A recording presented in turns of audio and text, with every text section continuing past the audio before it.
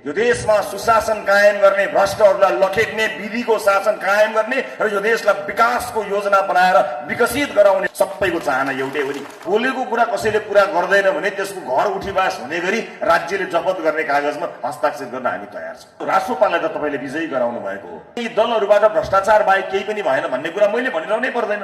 हामी आउँदा आउँदै देख्दा देख्दै नयाँ मान्छेले परिवर्तन खोजे, जनता घन्टी बजाउन थाले, उहु बर्बाद हुने हो, अब त हामी सच्चिनु पर्छ भन्ने सोच्दाखेरि त सच्चिने होइन, यो अन्तिम भोजो यही मौकामा हामी हुन्जेलसम्म अपराधी जतिलाई जेलबाट निकाल्नुपर्छ, बाँकी रहेको फाइल पनि खोले जस्तो गरेर बन्द गर्नुपर्छ भनेर पो लागि परेको रहेछ। हाम्रो त डर छ अरू कोही आउला, हामीले गर्न खोजेको चिज नहोला। हामी दिनरात मेहनत गरेर पुगेका छौँ। देशका डाँडा काँडा विकटहरूलाई प्राथमिकता दिएर म ठाउँ ठाउँमा पुगेको छु, देश दौडामा हिँडेको छु, म देशका गल्लीहरूमा पुगेको छु। नेपाली जनताले एउटा आशा र भरोसाका रूपमा हेरेको यो पार्टी कहीँ कतै हामीलाई डर छ। नेतृत्व इमान्दार हुनुपर्छ, सही नेतृत्व चाहिन्छ। त्यो सही नेतृत्वको नियत सही चाहिन्छ। सही नियत र सही नेतृत्व भएको मान्छेलाई सही नीति चाहिन्छ।